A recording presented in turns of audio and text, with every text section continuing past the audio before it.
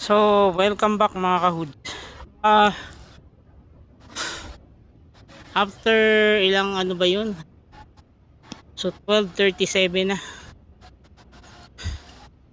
So, mga 2 hours din tayong nasa taas ng puno, no. Sa nakakuha tayo ng mga 5 ah plastic. So, today medyo ano no, mas ang sarap ng hangin. Mas marami tayong nakuha ngayon sa totoo lang. So, more than ano siguro, more than one sack ito. Ayan lahat, yan karami yung nakuha natin ngayon.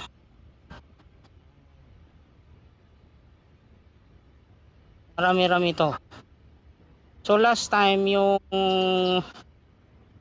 binidyuhan ko ganyan ay umabot yun ng ano 25 to 30 kilos. Ano tayo ngayon, 50 kilos siguro. Kasi last year mga 200 kilos yung na harvest natin. Ay doon na lang kung aabot ng 200. Ah, this year kasi medyo ano, hindi na lang yung natitira. As in maliliit na yung bungang natira, medyo malaki. Kagandahan din nakaabot tayo hanggang at nakakuha tayo ng medyo malaki-laki ng konti. Ah, Marami ding nalaglag no, kasi pagka ito yun, kasi pagka medyo talagang medyo yung dulo niya ay re-red, nagiging reddish pusya pala, nagiging pusya na ng konti. Ay normally ano na yon, madikit lang yung panungkit ng nila. Actually mahangin ngayon, mahangin, hindi muna siya uminit kasi nga yung mga kinamay para medyo so yun mga tao mali pagkatapos kasi niyan malalago mga dahon yan. That way makapag pataba uli sila at makapag start mamunga next year.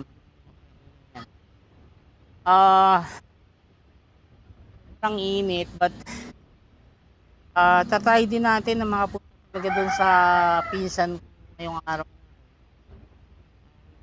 para makadalaw na kahit 1 hour lang. Ibibigyan din natin sila ng harvest ngayon tayo. Last time kasi hindi natin nabigyan, bigyan din natin si Bam, hindi pa yung humingi doon, si Diyos.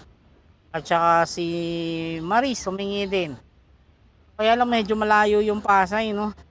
Ay oo nga pala, pati yung kumari ko, sa Makati, humingi din sila. Bibigyan din natin, kaya lang yun nga, baka expect nila katulad last year na malalaki. Ngayon kasi medyo maliliit, saka medyo siya ibibi ko na hindi kasi pagka ito yung parang umabot siya ng mga 800 grams ang bawat isa. Normally combination yun ng init saka ulan. Ngayon kasi po mga init, tapos ngayong mag-harvest tayo parang ngayon lang siya umulan. So dahil late yung ulan, nag-mature na muna siya bago siya na ano. Kasi as I've said kanina, may nitrate kasi yung ulan. Natural fertilizer yun, pampalago. That's why, ayan, marami na siyang dahon. Yun yung mga dito, marami na siyang dahon.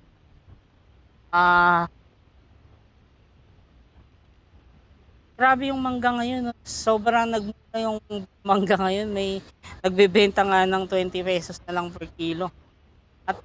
At dito, even dito sa Antipolo, ₱40 na lang yung kilo at, medyo malalaki na yung mangga, 'no, hindi yung, maliliit. Kasi ine-expect natin 'pag ₱40 maliliit. Pero yung dito sa Antipolo malalaki yung mangga. Mamaya gagawa tayo ng ice candy mamayang balik ko na lang siguro kasi marami akong naka-schedule na trabaho ngayong marami tayong schedule ngayong araw na 'to. Ah, Buti nga makatulog tayo. Hindi tayo nakapahinga talaga, eh. Yun yung problema talaga. So hindi tayo nakaka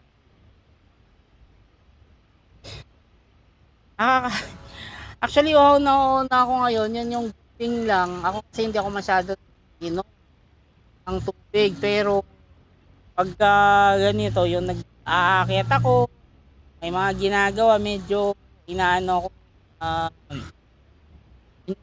talaga ako. At maganda yun.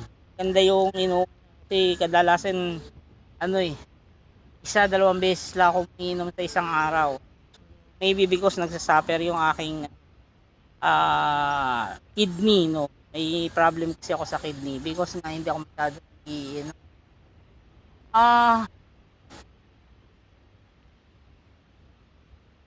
Bibigay din tayo ng konti dito sa mga pinsan ko dito tsaka sa kapitbahay at hopefully makapagbigay din tayo dun sa pinsan ko naman na namatay, ano. Sana makapunta. Hindi ko pa alam dahil sinasama ko kasi yung anak kong lalaki para at least siya yung mag-drive.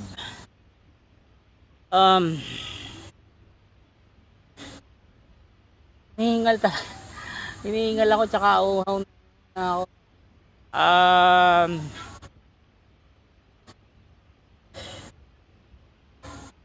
Sarap actually dito sa pwesto ko na to. Kung makikita nyo, green na green, di ba? Green na green. Yung mga natin dito na halos nakuha ko naman na, halos nakuha ko na yung mga naabot dito malalaki. Pero may natira pa rin na konti, katulad dito.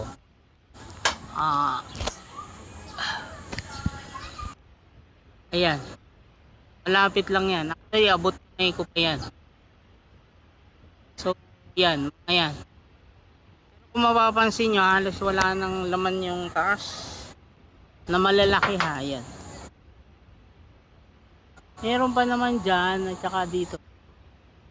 May malalaki pa naman. Kaya lang, kukunti na, no.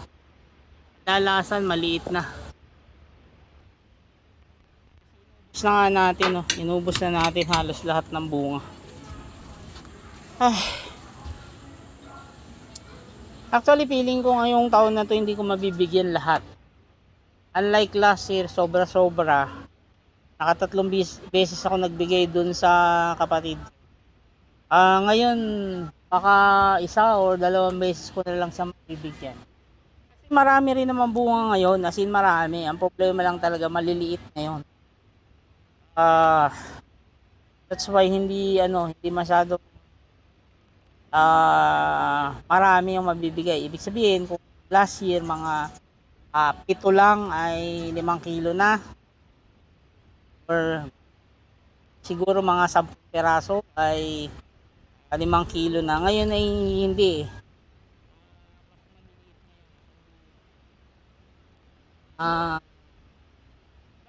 yung last year naman ay yung ilan dun hindi na muna natin bibigyan, no? Yung mga lalo na yung mga medyo talagang malalayo na at nahuli ng magsabi ay probably hindi na muna natin bibigyan.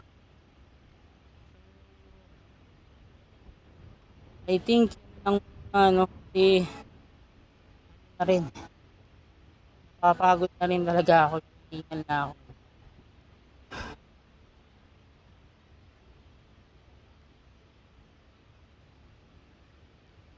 And hopefully hindi na yung pagkain sa bahay na lalaki. Actually ano yun, breakfast. Hindi pa ako nakakaluto ng lunch.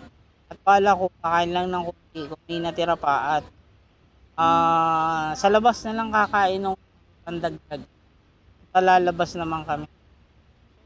Yun na lang muna. Thank you at support sa mga hihingi again sa inyo yung um, alala mo rider sa inyo yon.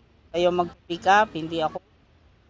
Pwede naman ako pero charge sa inyo yung ano, yung fare.